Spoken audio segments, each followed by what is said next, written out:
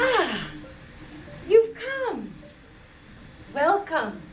Welcome to this story about the secret lives of Baba Segi's wives. When Baba Segi woke up for the 6th day in a row with a bellyache, he knew he had to do something about his 4th wife's childlessness. He decided to pay teacher a visit, and the very next morning, he hauled his large frame into his white pickup truck and ordered his driver to take him straight to Aikara.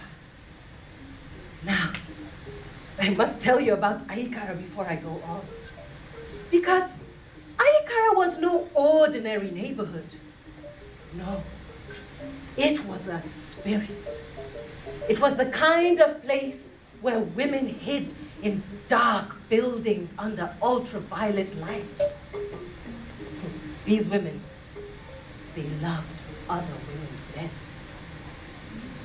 They cooked for them, cleaned for them, drank with them, fought with them, fucked them, and they even loved them.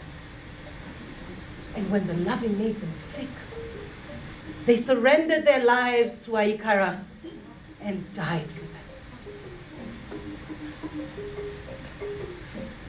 Teacher's shack was nestled between 2 brothels. And this was the kind of place where men went to drink, but also where they went to talk about the evils that women did. On this particular day, the shack was already filling up. And as Baba Segi entered through the narrow doorway, he was reminded how 16 years ago he'd been here for a very similar reason. Back then, he'd been eager for his sick mum to see the fruit of his loins. But his first wife's menstruation persisted. And so he asked teacher for advice. And after listening attentively, teacher told him to take her to a herbalist. And, no sooner had Iya Segi drunk the green concoction, she had become pregnant. As more men filled into the room, Baba Segi also remembered how, just 2 years ago, he'd been here, bragging about his new wife, Bonlali. Of his 4 wives, she was the only graduate. Baba Segi told the men how she was tight like a bottleneck. And when he pounded her, her eyes crossed. How was he going to tell the men gathered here today that all his pounding had proved futile? Omo, drag her to the herbalist, Ola had shouted. Haba! Atanda replied, do you want to land our friend Baba Segi in jail? When English pours out of her throat like heated palm oil, the police officers will be so impressed, they'll put our good friend here in jail. As more and more men filled into the room, they each gave their advice. Teacher spoke last. And when he did, all ears perked up. Do you know what he said, Baba Segi? Baba Segi, why are you running helter-skelter when the answer is right in front of your nose?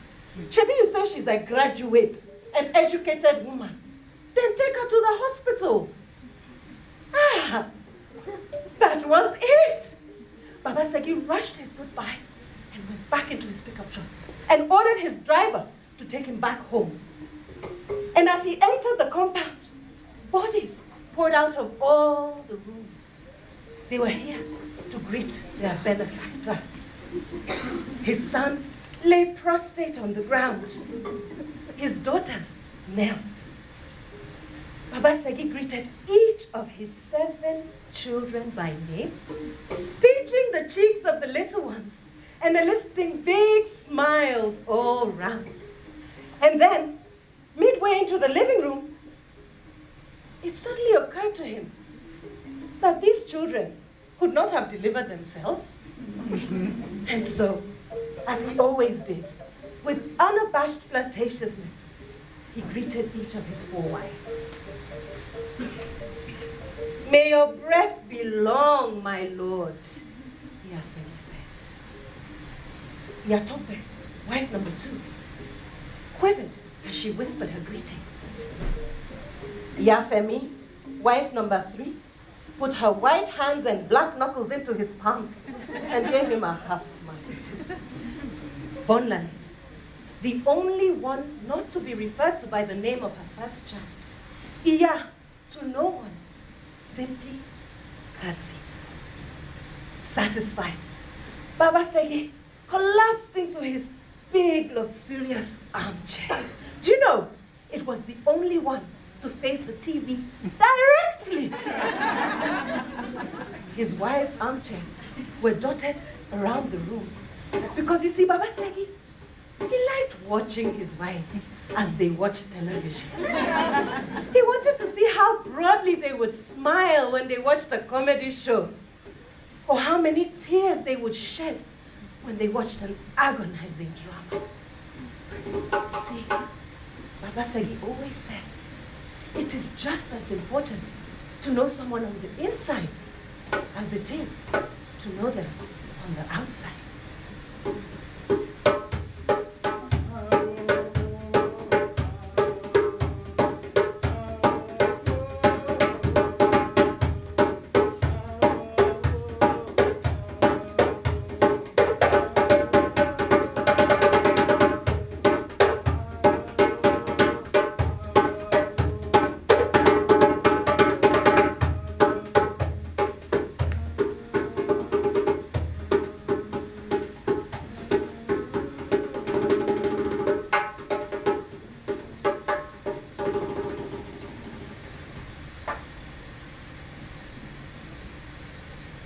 Good evening. Good evening now. Are you sleeping? What's wrong with you? My name is Iyasegi. I am wife number 1. Number 1. I am mother to his first son and mother to his first daughter. I am gold. And then silver, bronze, even charcoal came along. People think that because I am the first wife, that I'm some kind of village woman. Let me tell you, there is no village woman that is as rich as I am. I was an enormous child. My mother told me that when my father left her, she didn't know what to do. So she ate and ate and ate. And what she could not eat, she rammed down my throat. When my mother spoke about my father, an Adam's apple would bubble in her neck like an erect nipple underneath a loose blouse. Men are nothing, she would tell me. The penis between their legs, that's all they're worthy for. And if not that we needed them to have children, my daughter, you'd be better off sitting on a finger of green plantain.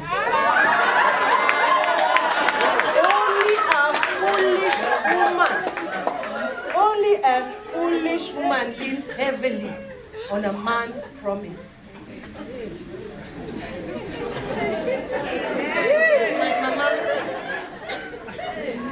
My mama had a friend.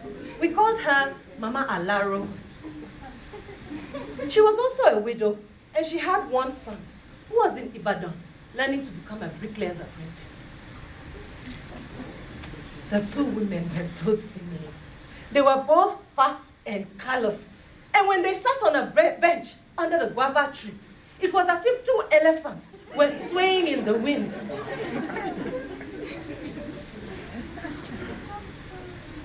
just like my mother.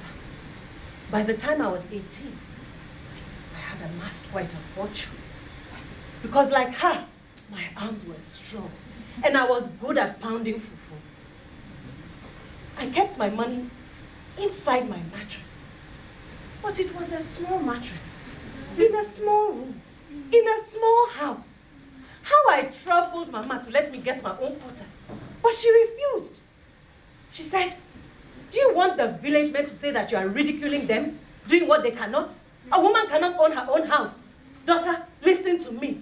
Stop trying to live beyond your means. And so, my money grew and grew.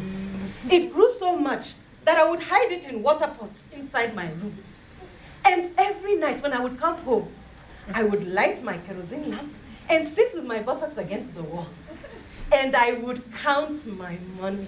Even if I had counted the day before, I counted again. I loved it. I loved the smell. I loved the feel.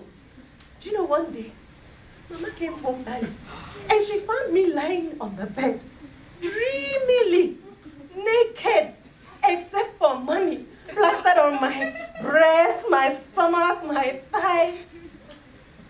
Mama concluded right then and there that money was the root of my madness. You have made money your husband, she said to me. After that day, marrying me off became her life's ambition. Child, did you see Baba Olede's son who just asked after you when he walked by? It was as if she was not the same woman who said that God gave men bollocks to compensate for the weight they lacked in grace. But Mama and Laro talked. And they decided that whether you have your yam with palm oil or your palm oil with yam, the important thing is to have a good meal of oil-soaked yam.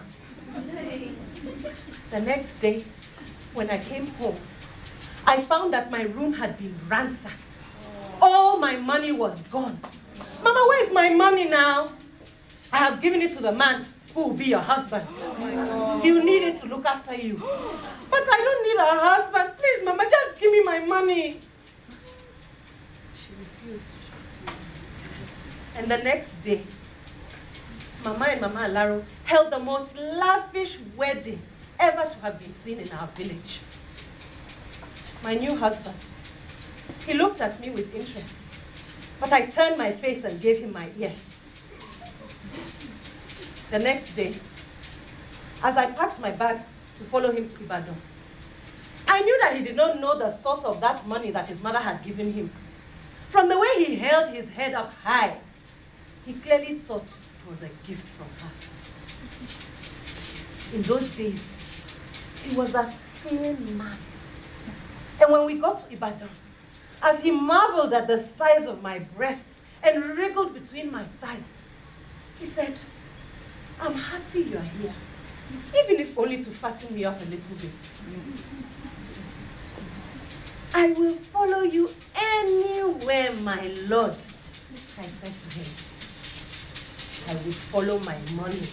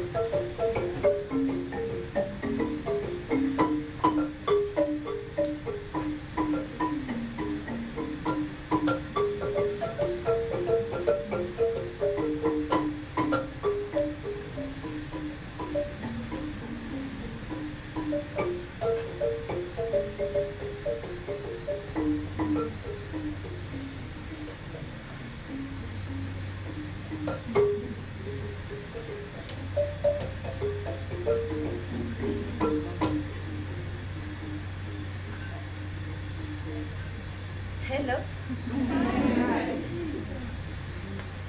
My name is Tope.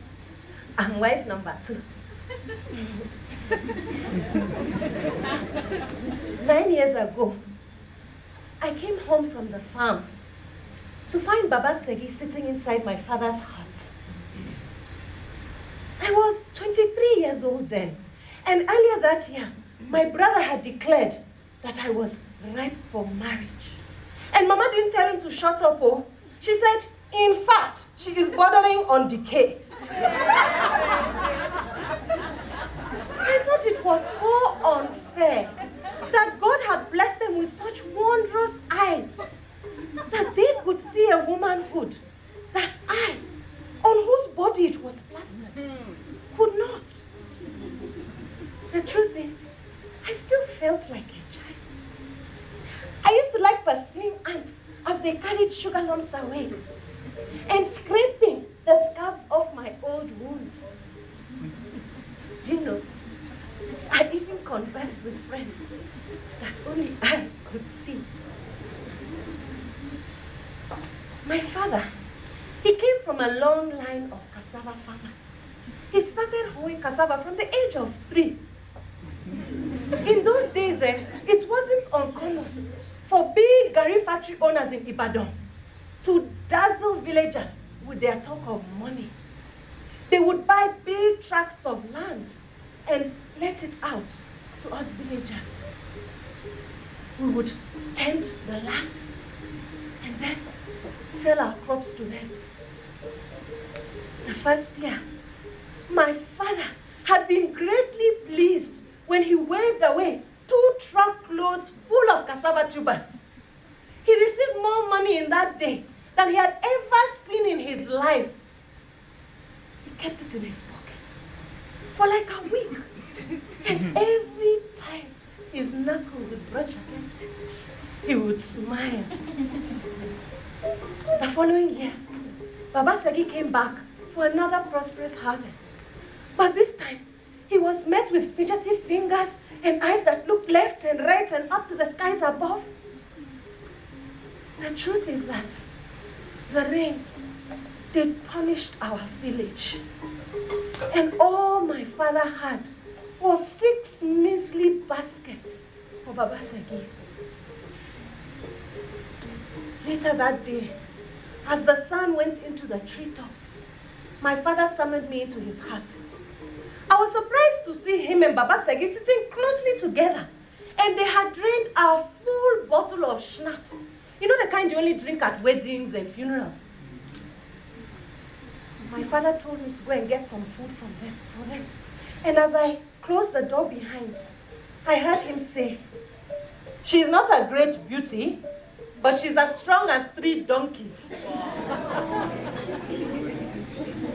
Do you know,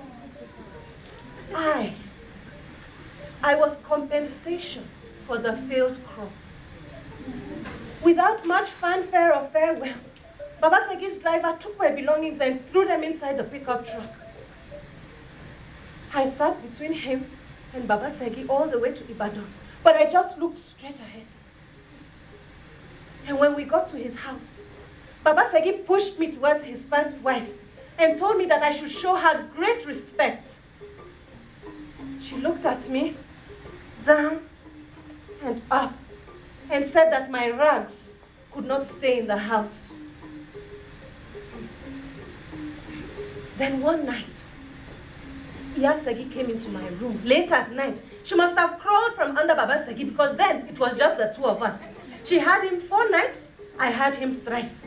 And truth be told, I would have happily given away my nights too. There were days that I ate so much, I could hardly sit down.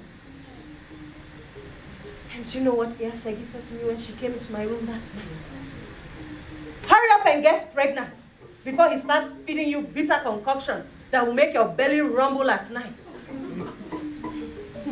Her words stayed in my mind for a long time.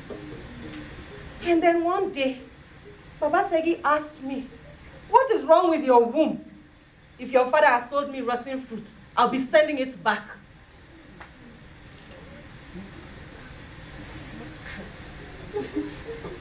will not tell you the name of the man that I met. Because I'm a bit ashamed.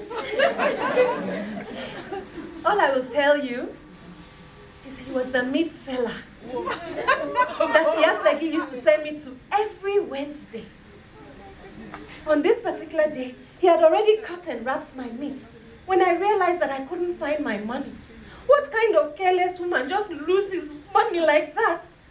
I scrambled on the floor. I looked everywhere, but I couldn't find it. But the meat seller was kind. He told me, "Madam, don't worry. I'll be here till 4. You can come back later." I rushed back home and gathered all the money that I could find. And as I left the house, I told Segi what had just happened. And she said, "Make sure something good comes out of this foolishness." When I got to the meat seller, I placed the money in his hands. I took more money than I owed him. And then I held his eyes into mine. At first he looked confused, but then he told me to wait until he'd finished clearing up. That day, he took me to his house, and he took me.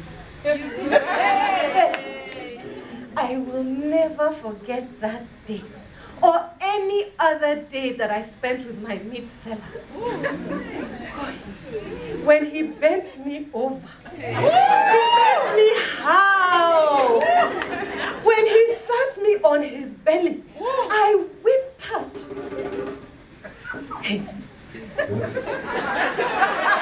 There were times that it was like there was a frog in my throat, blowing and blowing and blowing, until whoosh, all the warm air left my body. I will never forget those days. That is how I lived for 4 years. 3 days of pummeling from Baba Segi, and 1 day of healing from my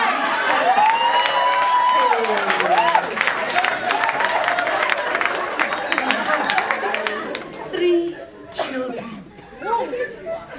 And then Segi warned me never to go there again. It was so hard at first. At night, I would just lay down with a pillow between my legs. But you know, the body, it quickly learns to die in the face of pain. I cast my sweetness from my mind, and I drew my 3 children closer to fill in that space.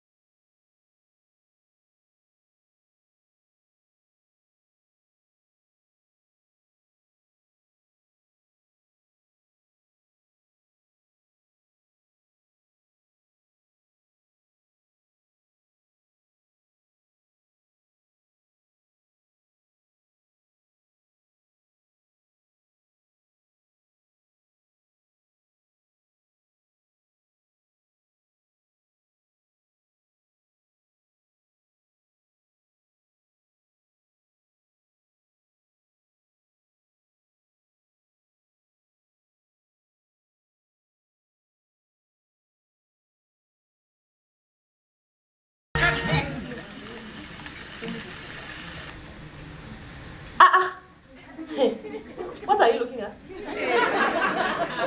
Shebi, it's me. The beautiful one. You like my yellow skin? I've always said, though, if God has not blessed you, just buy it in a pot of lotion. It's the same. Anyway, my name is Iyafemi. I am wife number 3. You've been listening, yeah?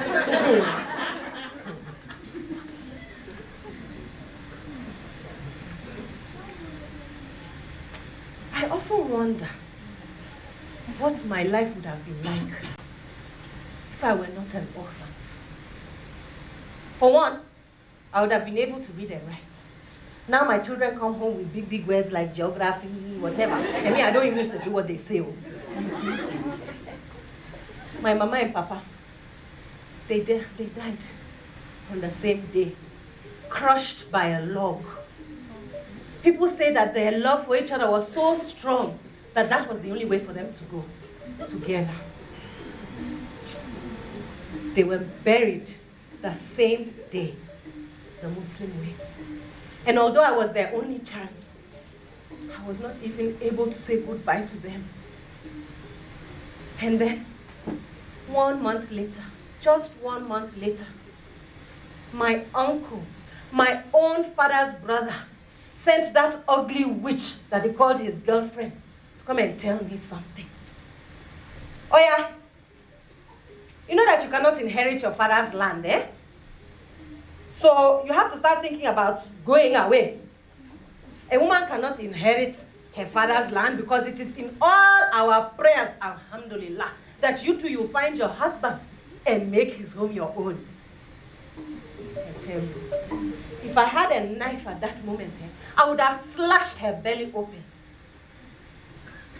Oh yeah, hurry up and get ready. The woman that you're going to go and work for in Ibadan, she's coming this evening, self. I don't know how my teeth found her ear. But once I had grabbed hold of it, hey, there was no way I was letting go. Even when blood was dripping in my mouth, I held on. She started screaming and shouting, and then that my useless uncle came from where he was hiding, and he used a hand mortar to open my mouth. Do you know he broke this tooth? Can you see? But I did not care. What is half an ear?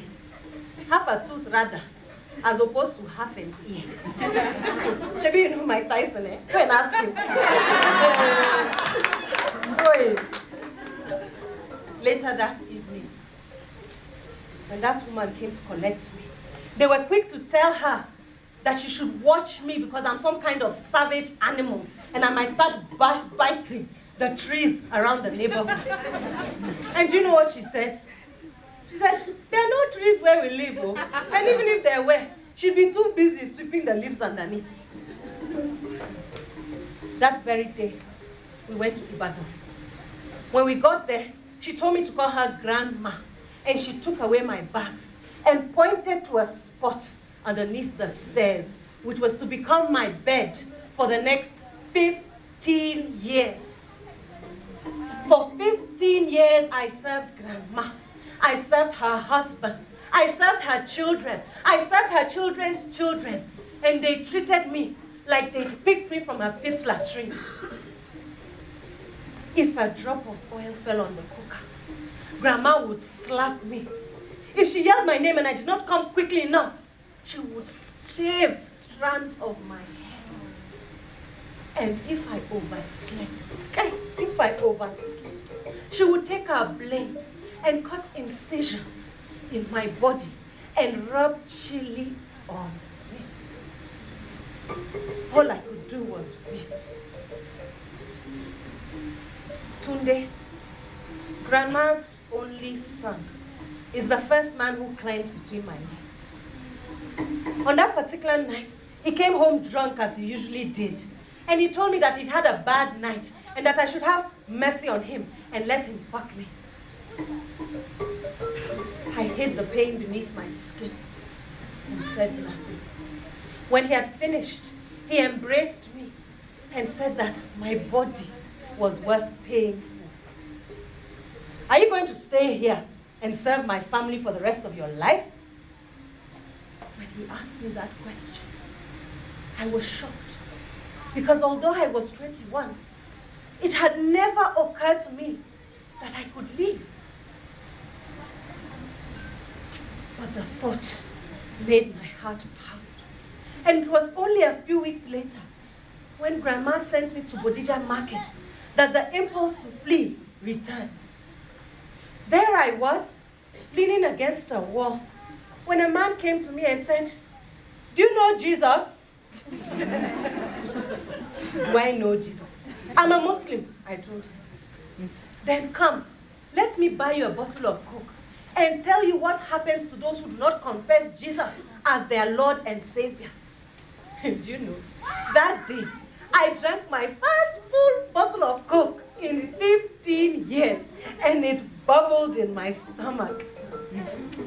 The man told me that hellfire awaits those who don't take Jesus into their lives. And to be honest, the thought of grandma and her family burning in hell excited me.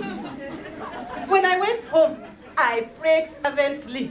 I prayed in the morning, I prayed in the evening. Morning, evening, morning, evening, morning, evening, until 7 days later, Grandma slipped in the bath and broke her hip. Aye! God is great.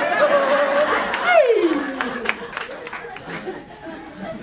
And you know, when her family were busy going to the hospital to be by her bedside, I started to venture outside our compound.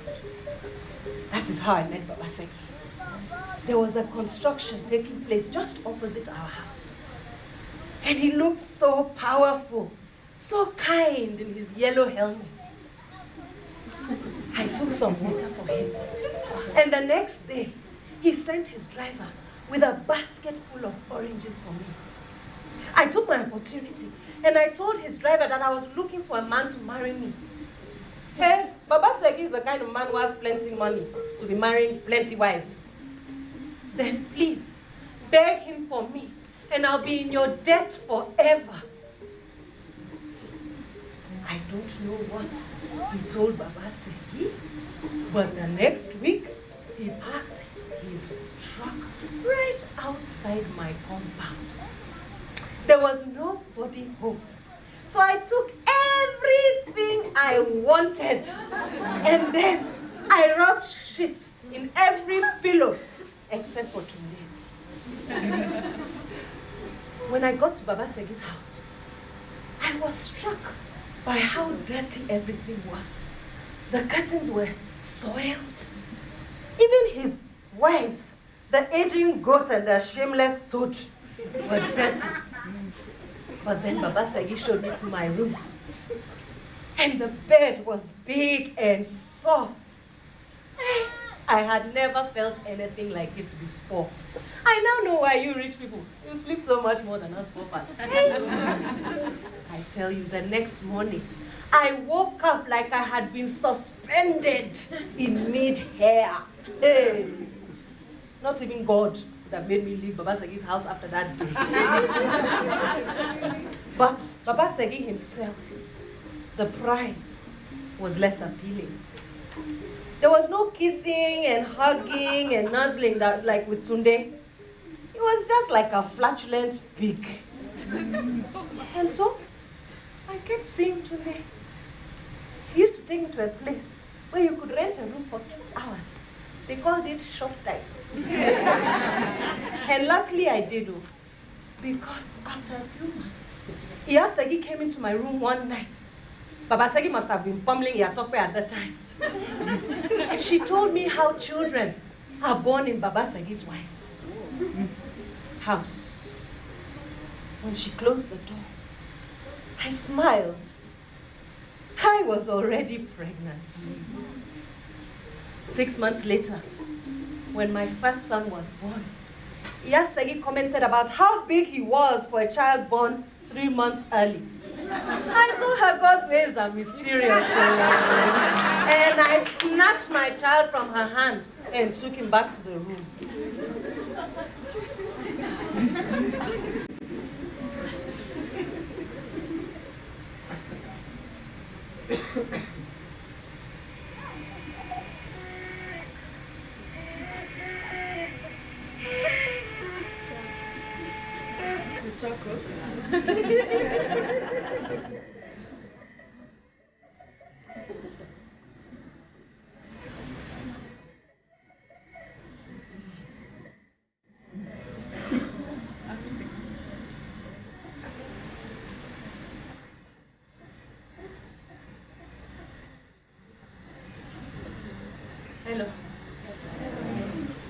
My name is Bonlale. That's right. Just plain Bonlale. Yeah, mother to no one. I'm wife number 4. I'm the one they call the graduate when they're insulting me. They hate me. Did they tell you? They just absolutely hate me. I don't even know why. Yes, Segi. I think she thinks that I might steal her money. She owns a shop in every market in Ibadan. And she hides her money inside her mattress. As for Iyafemi, she hates me even more. I think she thought she'd be the last one. I see her putting on makeup every day. Do you know she won't even let me help the children with the homework? She won't even let me into their room. There was one time, both Segi and Iyafemi, they put a dead rat in my room. They had screwed a nail through its skull and had sewn its lips with red thread. They accused me of witchcraft. They said that because I am barren, I want to destroy their family. Do you know that Baba Segi almost killed me that day? He strangled me. But when he saw that I did not react, he knew that something was not right in the story. So he just left and went to that place where he likes to drink. As for Iyatokwe, I think she likes me. And she wants to be my friend. But she's too scared of the other two. Maybe I would care if I was not so ruined, so damaged, so destroyed. 10 years ago, I was not like this. I was alive. I was head girl of my secondary school, head of the debating society. I was the kind of child that every mother wanted. Now, my mother won't even talk to me. She can't believe that I, a graduate, agreed to be somebody's fourth wife. But it all changed that day. That day it rained so hard that the birds' nests fell from the trees. I was home late. I was coming from singing practice. And I knew Mama would be worried because I was never late. I rushed along. There was water everywhere and my clothes were clinging to my body. I tried to stop taxis, but as is usually the case when it rains so much, they refused to stop. They didn't want us to spoil their cars with our wet clothes. So I kept walking and walking. And then at one point, a Mercedes drove by and parked a few yards away from me. I ran towards it and poked my head inside, thinking that maybe it was one of my school friends. But when I looked, I did not recognize the man. Mama had warned me about kidnappers, so I took 2 steps back. My dear, you're going to be washed away by the rain. Can I give you a lift? I took another step back. You'll not find a taxi here. It's raining too much, but there are many at the junction. Let me just drop you at the junction. I looked inside the car, where the kind voice was coming from. He was a handsome man, and his cologne smelt of freshly cut grass. His nails were filed to perfection. He did not look anything like the thugs that Mama had told me about. My mother has told me not to accept rides from strangers, I said, as I opened the door and sat inside. Hi, my name is Thomas. You see, we're not strangers anymore. And I relaxed. We drove along, and then when we got to the junction, he turned right instead of going left. Sir, this is not the way you said you were going to drop me. Sir, please, just take me where I'm going. Relax now. I just need to make a very quick phone call. My sister, She's in the US and she's sick. We'll just pass by the house, I'll make the phone call, and I'll take you straight where you're going. But my mother will be worried, sir. Please. Are you a baby? Mentioning your mother after every second sentence. I'm not a baby. I am 15 years old, I said, and I held my head up high. When we got to the compound, he locked the gates behind us. And then he ran inside, so I relaxed. But a few moments later, he came back out and he said, the generator is not working. Please, I need your help. Just come inside. Once I switch it on, try and figure out what is wrong. It will only take a few moments. All the generators in the neighborhood were on, and it was noisy. And to be honest, I was a bit scared, but I was also curious. I wanted to know what this man's house was like. This man who drove a Mercedes Benz, when my father just had an ancient Peugeot 504. So I followed him in. He went, and I heard the generator switch on. He then came up behind me and opened the door to the kitchen. He closed the door behind him. Security, he said. When I walked into his living room, it was so beautiful. The walls were a pale green color, and he had a big white sofa set around a beautiful rug like this one. I did not hear him when he crept up behind me. How about some fun before you go home? I turned around and I saw that he had taken off his shirt. I closed my eyes and I said, please, sir, just take me where you said you would take me, please. Why are you behaving this way? Is this not what you came for? I know girls like you. Please, sir, I don't want anything. Please, just take me home. And then I felt his fist against my cheek. The pain was all the way to the back of my head. I pleaded and I cried. I begged him with everything that I had. But then he took his two fists and with great accuracy, he slammed me on my shoulders and I fell to my knees. He grabbed me by the hair and dragged me to the bedroom and threw me on top of the bed. I clasped my legs together with all my strength, but then he took a pillow and put it on my face. I could not breathe, and I thought I was going to die. When he removed the pillow, I was paralyzed. And then I blacked out.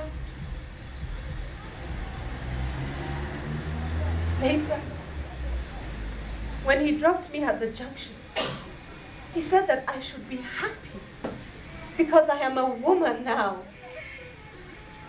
I never told anyone, not even my own mother. But that is why I married Baba Segi. Because I am ruined. I am damaged. I am destroyed.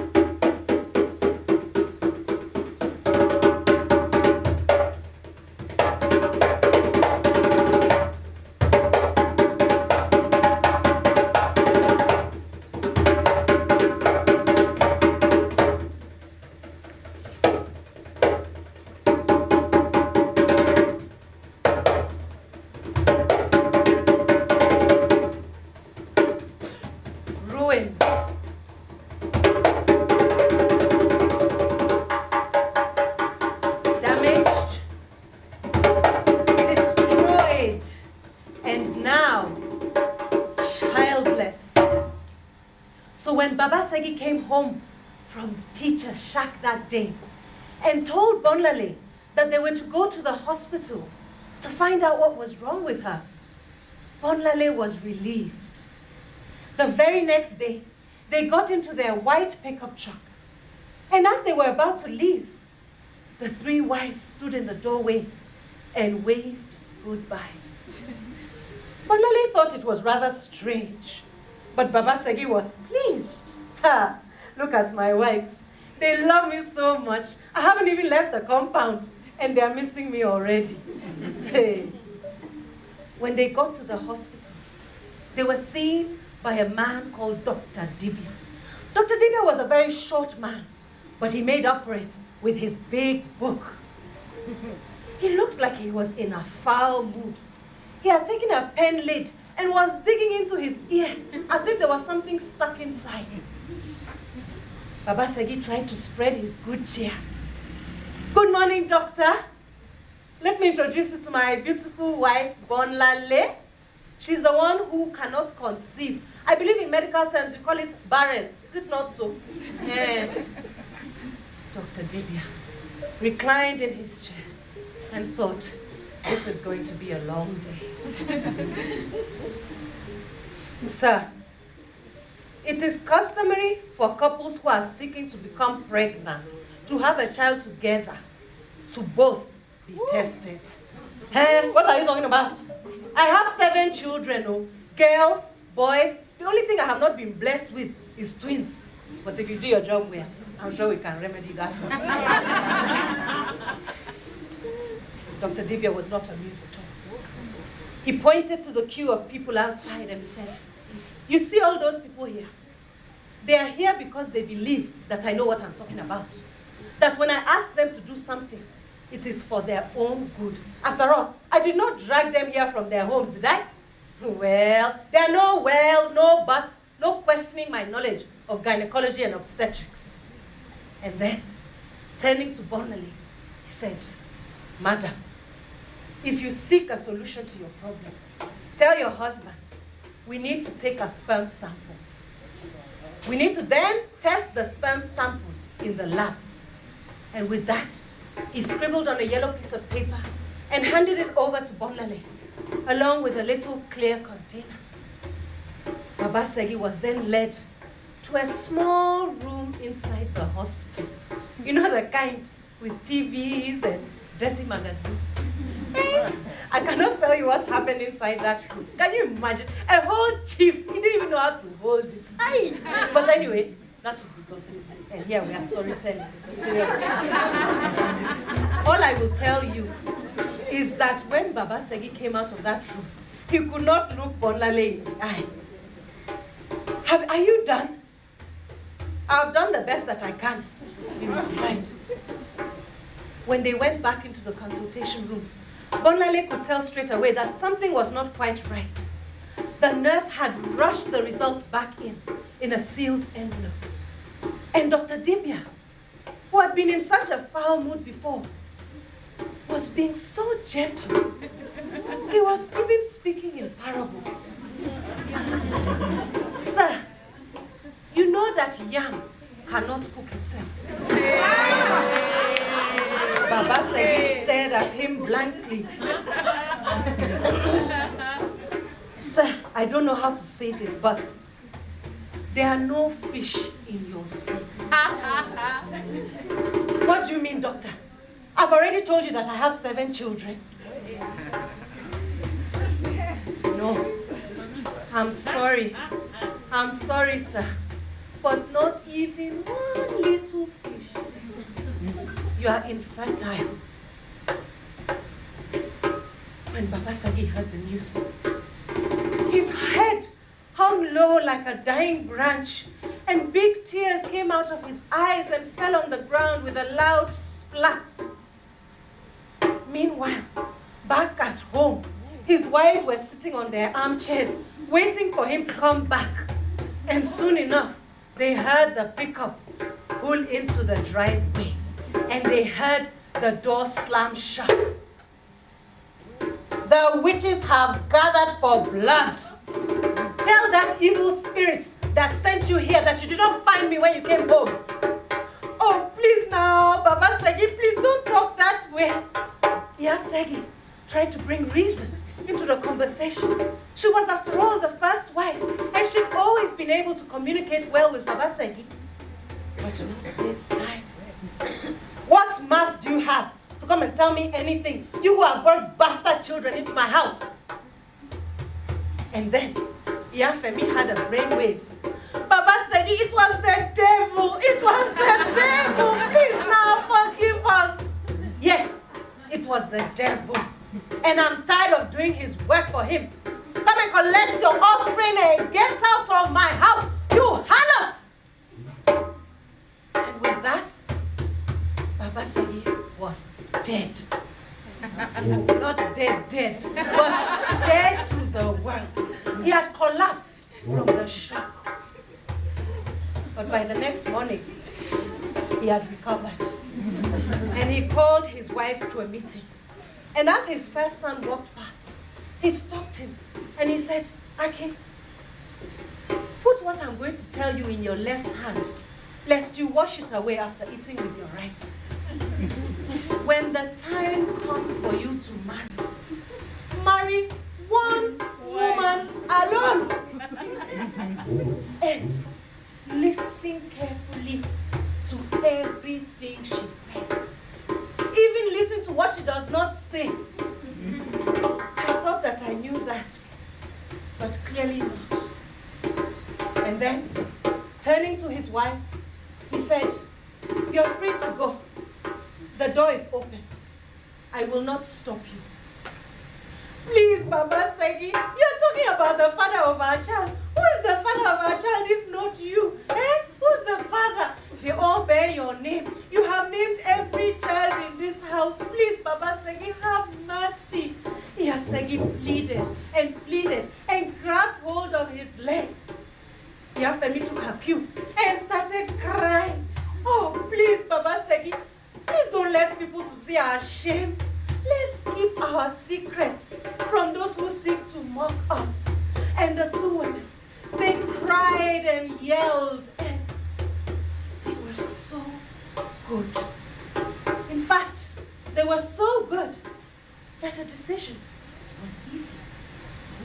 Baba Segi said that they could stay as long as they became the wives that he wanted them to be. Segi was forced to surrender all her money and hand it over to him. Close all her shops and stay at home. Iyafemi, she was forbidden from wearing makeup. And she was forbidden from going to church. God can hear you wherever you are, Baba Segi told her. Surprisingly, he didn't have any punishment for Iyatokwe. And Bonlale, she chose to leave. Because she realized that she was not ruined. She was not damaged.